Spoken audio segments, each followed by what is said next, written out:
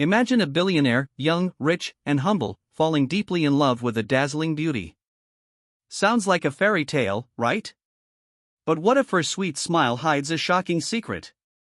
Welcome to Real Stories Diary, where truth unfolds in the most unexpected ways.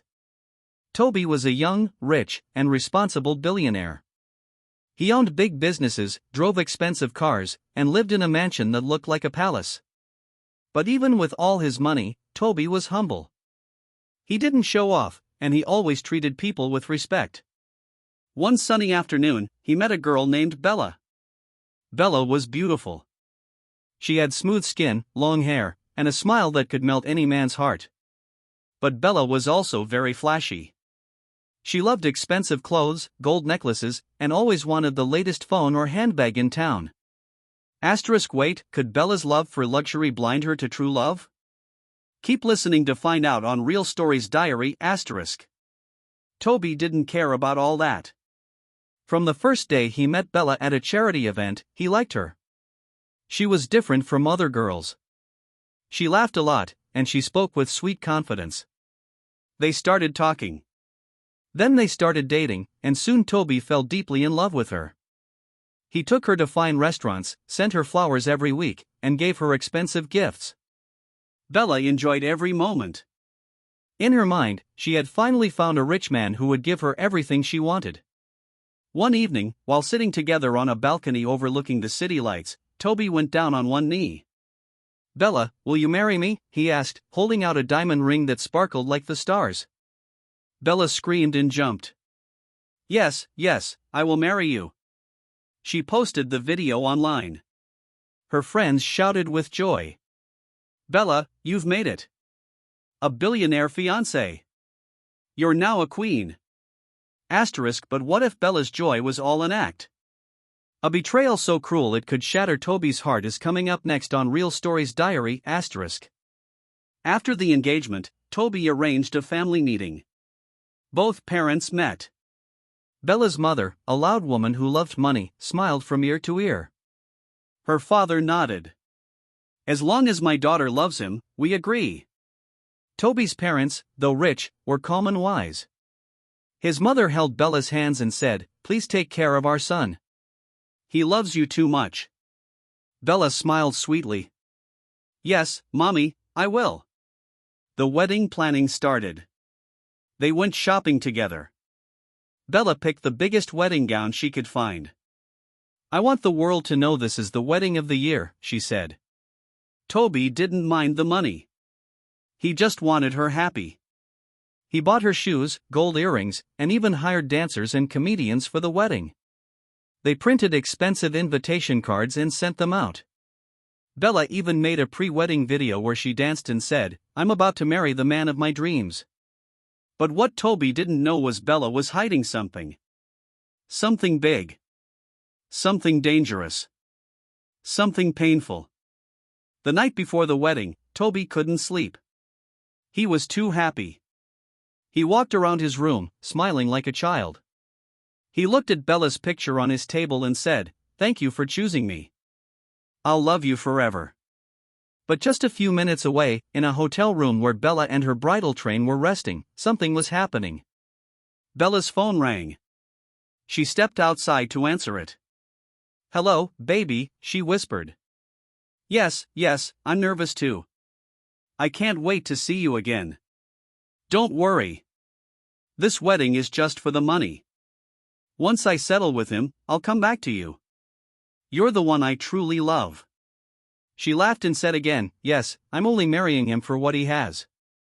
After that, we'll run away with the money. You're my real man." But Bella didn't know someone was standing at the corner.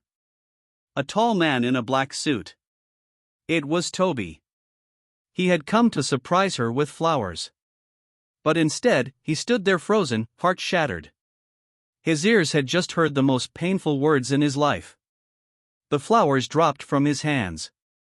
Toby slowly turned away and walked into the darkness. Toby walked out of the hotel compound with a heavy heart. He didn't speak. He didn't cry. He just kept walking like someone who had lost everything. The night was cold, but his heart was colder. He went straight to his car, sat in the front seat, and rested his head on the steering wheel. Tears rolled down his cheeks quietly. Just then, his best friend and best man, Kelvin, arrived. "Toby, I've been looking for you." "Where did you?" He stopped when he saw Toby's face. "Toby, what's wrong?" Toby looked up slowly, eyes red. "Kelvin, I heard Bella on the phone." Kelvin frowned. "What do you mean?" Toby's voice broke as he spoke. "She said she doesn't love me. She said she's marrying me for my money. She told someone else on the phone that after the wedding, she'll run away and go back to him, the man she truly loves." Kelvin's face changed. His mouth opened in shock. "What?" he shouted. "Bad girl. After everything you've done for her. You treat her like a queen. You gave her love, respect, everything. And this is how she pays you back?" Toby nodded. "She said it clearly, Kelvin. I heard everything with my own ears. She said I'm just a ticket to a rich life. That I'm just a fool." Kelvin clenched his fists in anger. That wicked girl. So all this was just a game to her? The shopping, the pre-wedding shoots, the family meetings, everything was fake? Toby turned to his best friend. "What did I do wrong, Kelvin?" "I gave her my heart. I treated her with love. I wanted to build a home with her. Why would she betray me like this on our wedding day?" Kelvin sat beside him and sighed. "Toby, you did nothing wrong. You only loved the wrong girl. That's all." There was silence. Then Kelvin held Toby's hand and said, "Bro, listen to me. I'm with you. Whatever decision you take, I'll support you. If you want to cancel the wedding, I'll stand with you. If you want to confront her, I'll back you. But please don't let this destroy you. You are bigger than this. You're a good man. You don't deserve this kind of pain." Toby closed his eyes and took a deep breath. He wanted to scream. He wanted to cry. He wanted to disappear. But instead, he picked up his phone and dialed his mother's number. "Mama," he said quietly. "I need to talk to you. Please don't tell anyone, especially Bella." His mother's voice came through the phone, full of worry. "My son, what's wrong? It's past midnight. Are you okay?" Toby wiped his tears. "No, Mama. I'm not okay." Meanwhile, at the hotel, Bella was busy snapping pictures with her bridesmaids. She wore her silk bridal robe, showing off her glittery nails and diamond engagement ring. "Tomorrow, I'll officially be Mrs. Billionaire," she said proudly. Her friend Sandra laughed. "Ah, Bella, you don't win jackpot. You go enjoy life, die." Bella giggled and whispered, "They don't know I'm not staying long in that mansion. I just need to secure my name on his account. After that, I'll disappear." They all laughed, but they didn't know. The game was about to change, and the groom wasn't smiling anymore. Toby sat quietly on the hotel room couch, his hands shaking gently as he held a cup of untouched water. Kelvin paced the room angrily, biting his lips and muttering, unbelievable wickedness in human form. A knock came at the door. Tap, tap, tap. Kelvin walked to the door and opened it. It was Toby's mother, dressed in a beautiful lace wrapper with a green head tie on her head. Her makeup was already done, her face glowing with joy. But the smile on her face faded the moment she looked into Toby's eyes. "My son, what happened?" she asked, rushing in. Kelvin said, "It's urgent. You even told me not to tell Bella. Please talk to me, my child." Toby stood up slowly. He looked his mother in the eyes and then dropped the bomb. "Mama, there's no wedding anymore." She blinked. "No wedding? What do you mean?" Toby's voice cracked. "I overheard Bella tonight outside. She was talking on the phone to another man. She told him that she's only marrying me for my money, that once she settles into my house, she'll run away and go back to him." His mother gasped and held her chest. Jesus Christ! She staggered backward and sat on the bed, her eyes wide with disbelief. Bella? That sweet girl, the one we welcomed into our family? What kind of wickedness is this? Kelvin added quickly, that's exactly what Toby told me, Mama. He heard it with his own ears. That girl is a gold digger. Toby's mother shook her head slowly. So all the smiles were fake?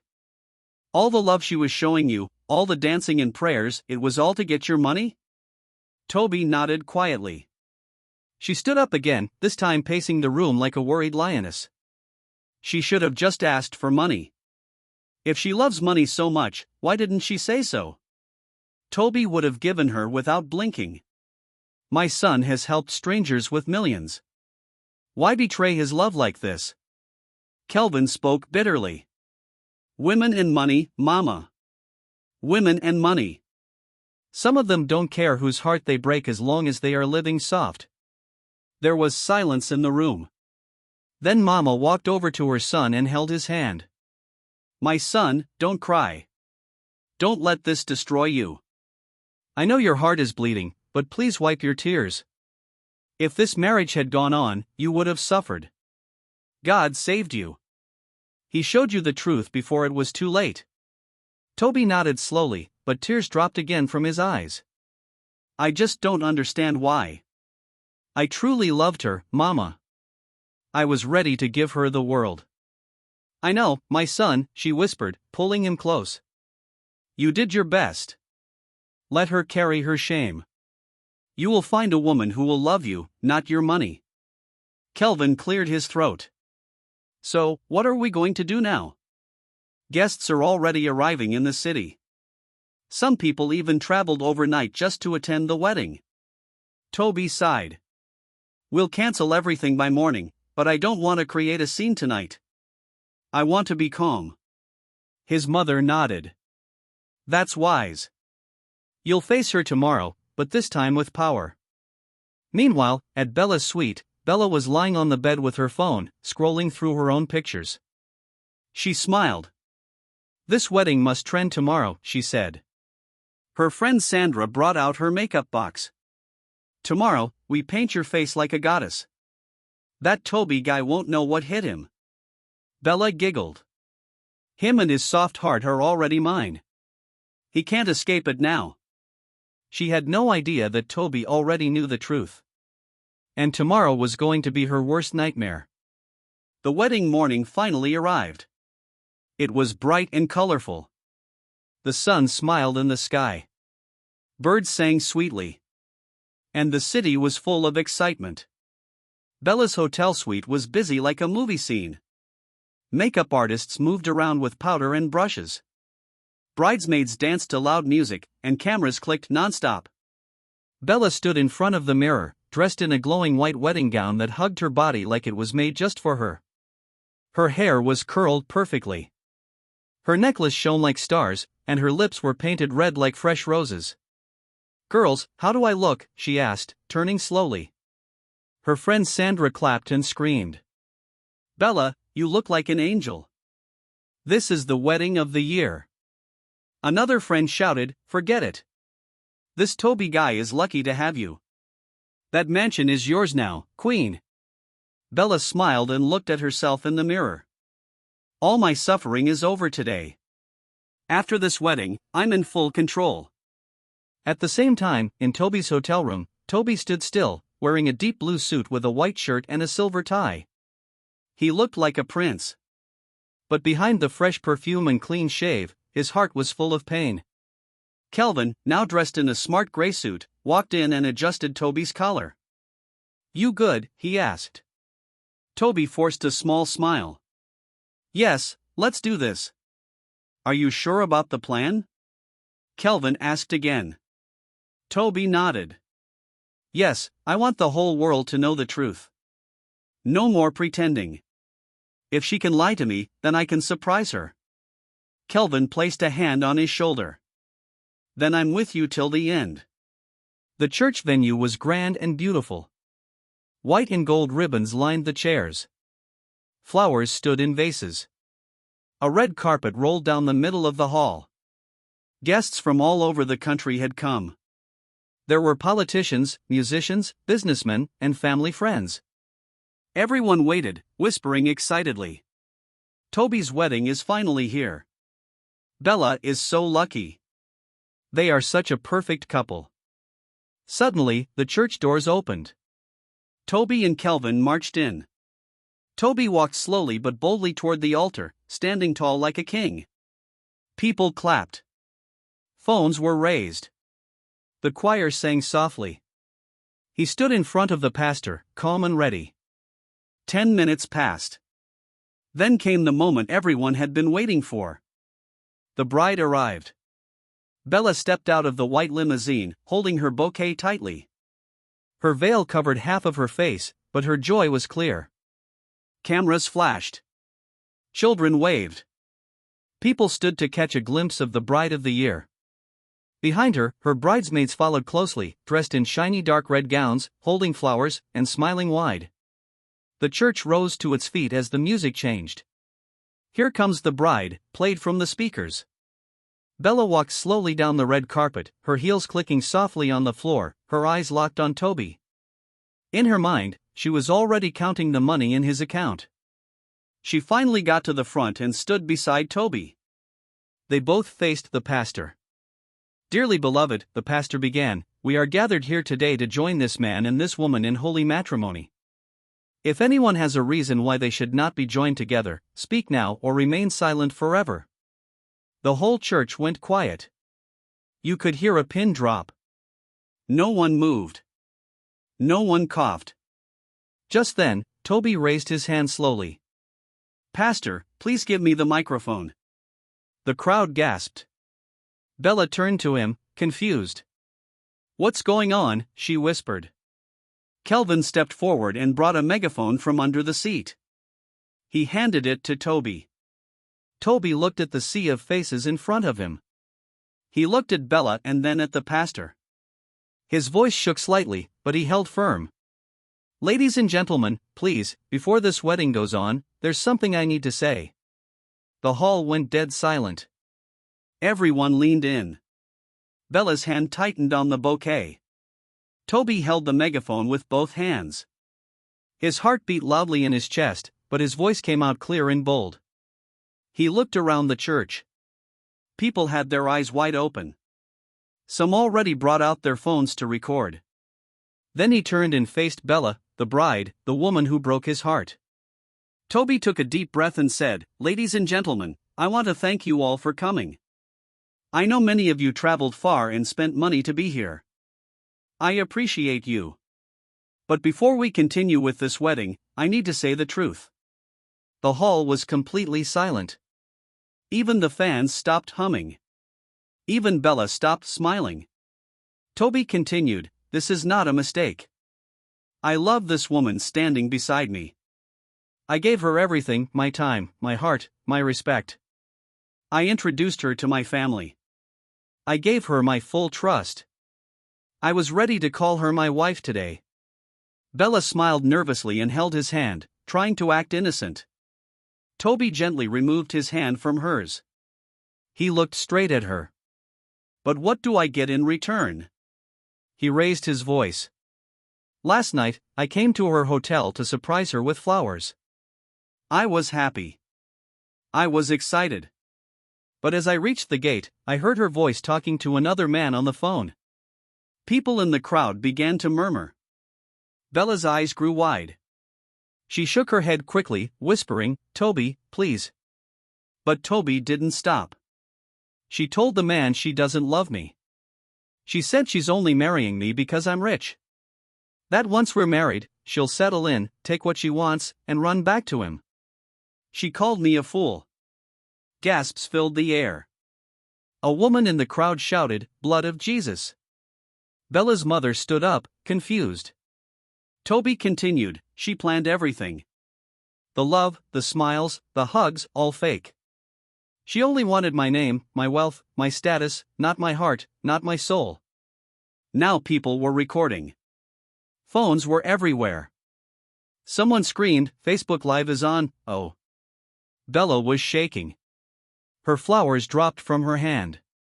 "Toby, please, let me explain." But Toby raised one hand. Explain what? He asked calmly. You said it with your own mouth. You said I'm your ticket out of poverty, and the man you truly love is waiting for you. He turned back to the pastor. Sir, I respect you, but I can't marry a woman who used me. This wedding is cancelled. Jesus, someone screamed from the back. Bella fainted. Right there on the altar. She dropped like a bag of rice. Bridesmaids rushed to lift her up. Her makeup smudged. Her wig shifted. Someone ran to bring water, but the cameras didn't stop. Click, click, click. Flash, flash. All eyes were on Bella. Within 20 minutes, the news hit social media.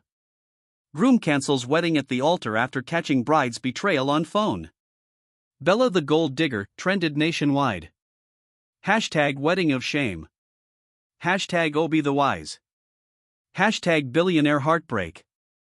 The blogs didn't sleep. Instagram, Facebook, TikTok, everywhere was buzzing. Bella's friends, who laughed with her earlier, now left one by one, covering their faces. Her mother tried to beg Toby. Please, my son, forgive her. It's the devil. Toby looked at her calmly. I'm not angry. I'm just free. Kelvin walked to Toby and whispered, You did the right thing, bro. The choir had stopped singing. The pastor looked confused.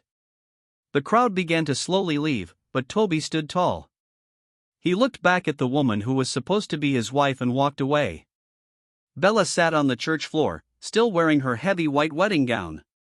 Her face was soaked, not just with tears, but also from the cold sachet water they had poured on her when she fainted. Her makeup was ruined. Her false lashes had fallen off. Her wig was tilted, almost as if it wanted to run away too. The once beautiful bride had become the talk of the entire country. People were no longer whispering behind her back. They were now speaking openly and boldly. So she only wanted his money? God has exposed her today. There's no reward for fake love. Bella's mother knelt beside her, trembling. Bella, what have you done? What exactly did you do to yourself? Her father stood at a distance, unable to come closer, too ashamed to even look at her. The bridesmaids quietly disappeared one after the other. Even Sandra, Bella's closest friend, switched off her phone and slipped out through the back gate. Outside the church, the press had gathered. Big cameras, long microphones, reporters yelling over one another. This is breaking news. Toby, the billionaire groom, calls off his wedding at the altar. Bella accused of planning to marry him just to run off with his money. Meanwhile, at Toby's mansion, Toby arrived home quietly. He didn't want noise. He didn't want to answer questions. He just wanted silence and rest. But the moment the security man opened the gate, flash. Reporters rushed forward. Cameras flashed from every corner. Journalists screamed questions. So, is it true your bride betrayed you? What advice do you have for young men about love? Will you still get married this year? Kelvin stepped out of the car and raised his hand to stop them. Please, no questions, no interviews. My friend needs time and peace. Toby didn't say a word. He walked straight into the house. His mother was already waiting for him. She opened her arms and embraced him tightly. My son, she whispered. You were brave today.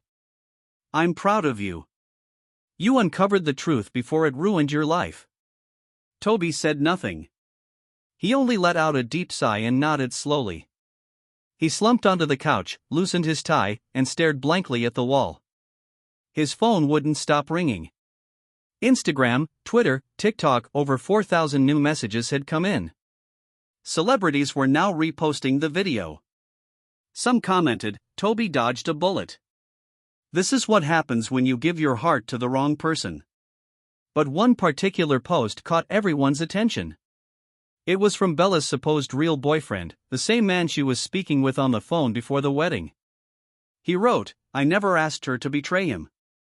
I never told her to use him. She acted on her own.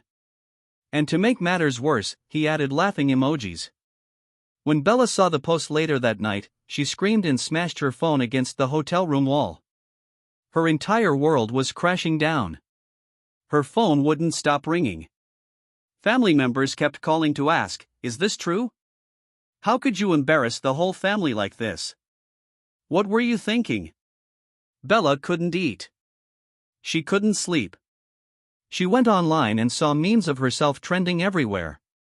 One said, "When you think you're marrying a billionaire, but you forgot that God is still watching." Another meme showed her fainting picture with a caption, "Gold digger caught live on camera, award-winning performance." She turned off her phone and screamed at the top of her voice, "Why me?" But it was too late. Her face was now everywhere. Her name had become a punchline. Her shame had gone viral. After all the shame, noise, and gossip, Toby couldn't take it anymore. Everywhere he turned, people whispered, phones pointed at him. Even in his mansion, peace had run away. So, one cool morning, he called Kelvin. They sat on the balcony sipping hot tea. "Kelvin," Toby said slowly, "I need to leave." Kelvin turned quickly. "Leave to where?" Toby looked at the sky. "Somewhere far. Anywhere that no one knows me. I need to breathe. I need to heal. If I stay here, this pain will choke me." Kelvin's face fell. "But what about the company?" Toby nodded gently. "That's why I'm calling you. You've been my best friend for years. Handle the company. Pay the workers. Keep things going." Kelvin held his hand firmly. "You have my word, brother. I'll protect your company like my own." Toby also turned to his mother. She was heartbroken to hear it, but she understood. He hugged her tight and said, "Mama, don't worry. I'll be fine. I just need time. Maybe a year." He didn't carry much. No security, no convoy, no luxury. He abandoned his cars and left in a small commercial bus. 2 days later, he arrived in a small, peaceful town, Riverline Town. It was calm. No noise, no cameras, no one knew his name. He rented a small room near the riverbank. Every morning, he took walks to the riverside and watched fishermen pull nets from the water. He helped children in the area carry firewood. He greeted elders with respect.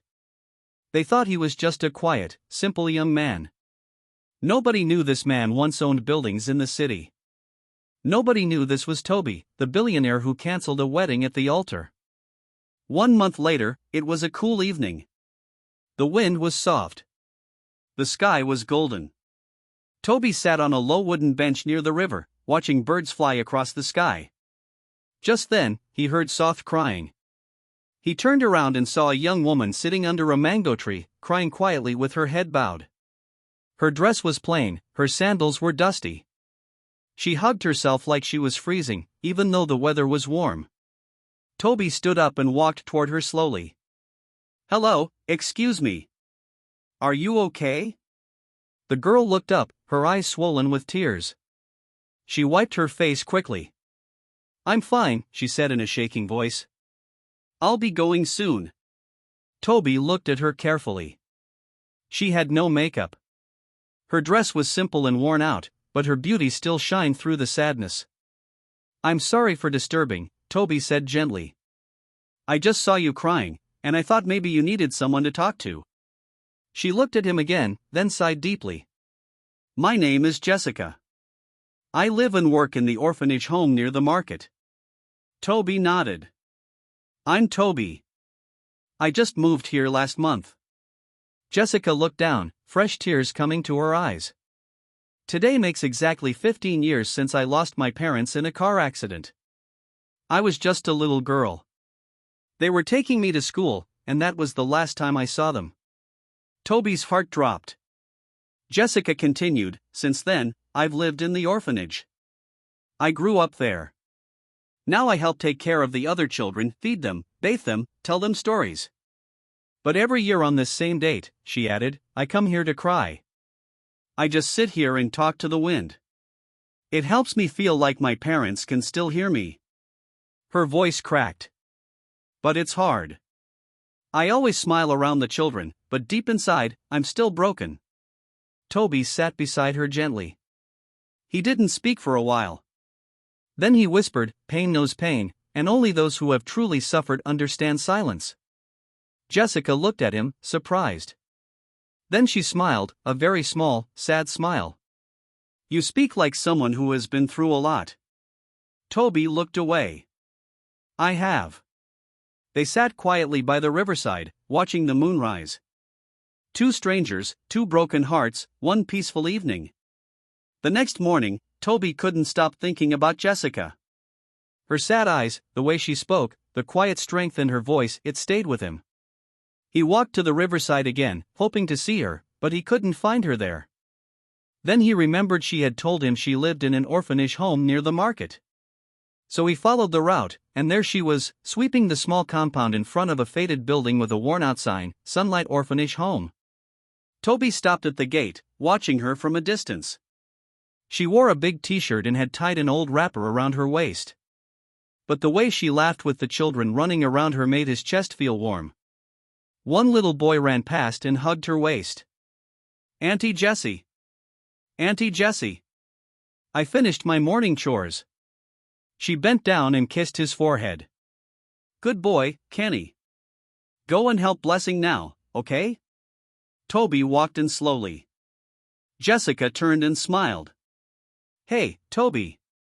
You found the orphanage." "I followed through the market," Toby replied, smiling back. "I wanted to see how you do this. The way you care for them, it's special." Jessica dropped her broom. "Come, let me show you around." She took him from room to room. Small bunks squeezed together, broken cupboards, old plastic buckets. Yet the whole place was full of joy. The children smiled with their teeth wide. They ran around barefoot, but they looked happy. In the backyard, a young girl was washing clothes in a big basin.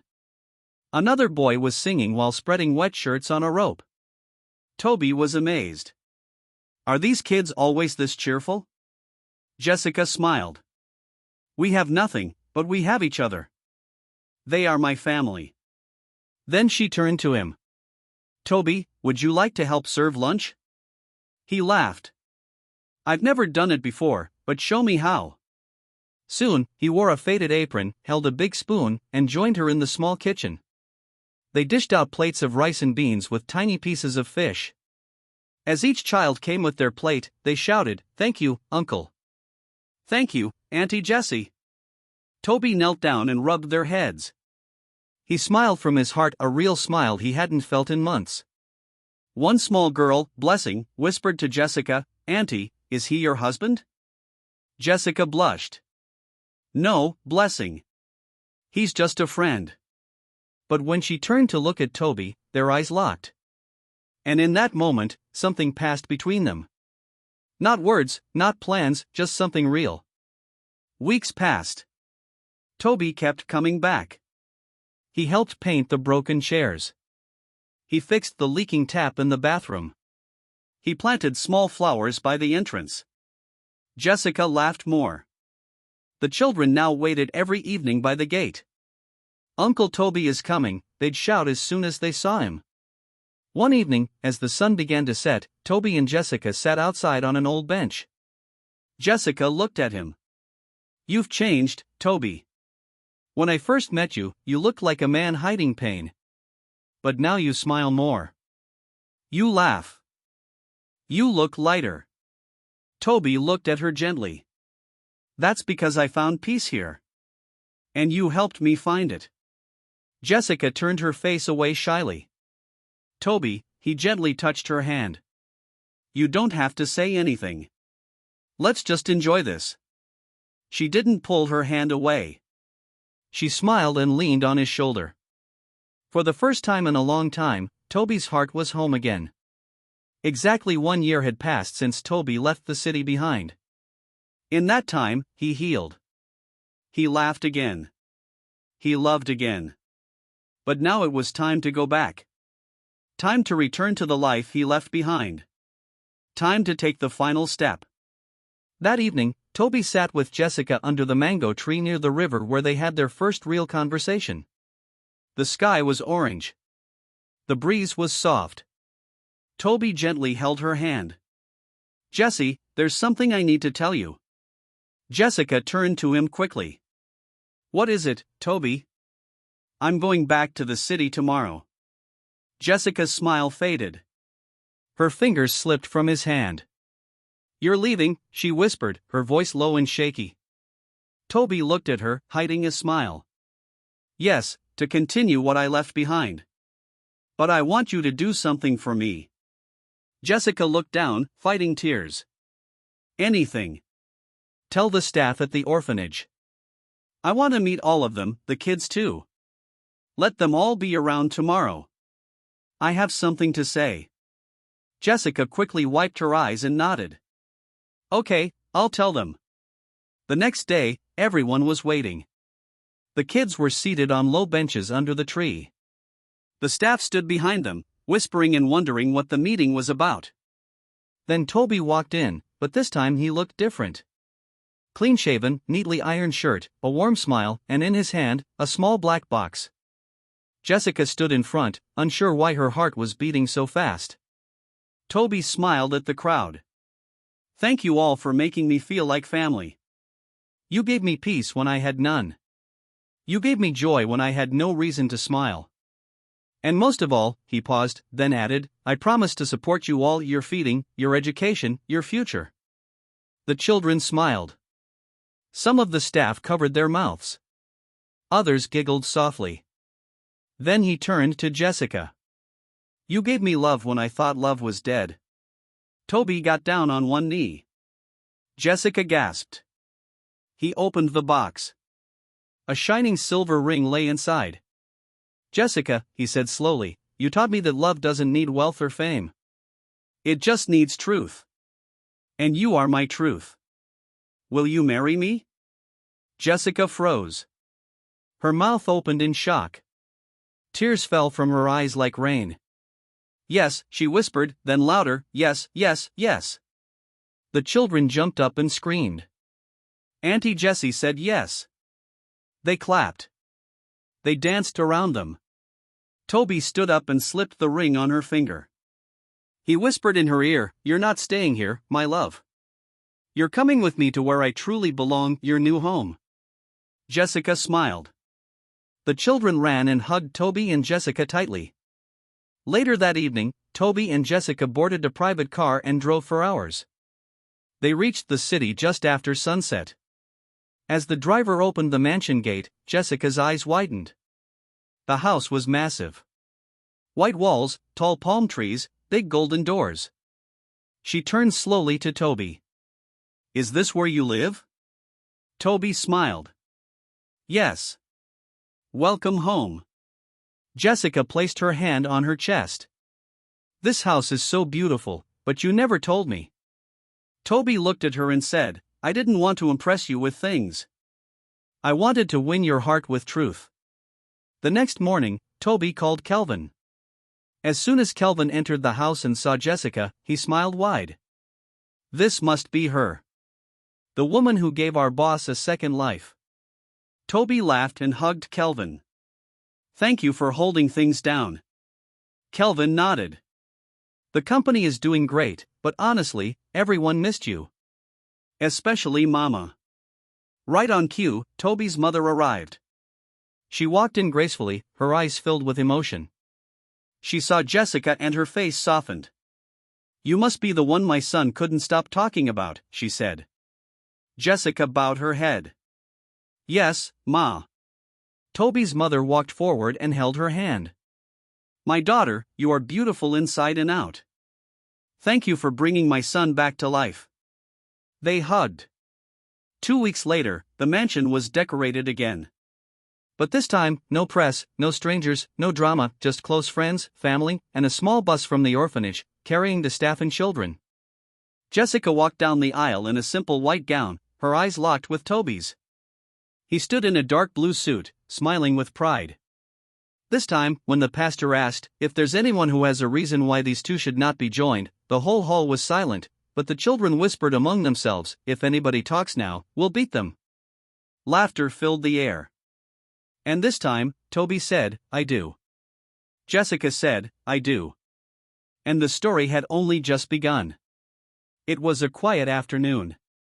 The streets were almost empty. The sun was high, but the wind carried a strange sadness. Bella sat alone at the front of her old apartment. Her face was pale, her eyes swollen from crying. Her hair was rough. Her t-shirt was faded and loose. No makeup, no jewelry, no smile. She clutched an old photo frame in her hand. It was their pre-wedding photo, hers and Toby's. They looked perfect in the picture, but now it only brought tears.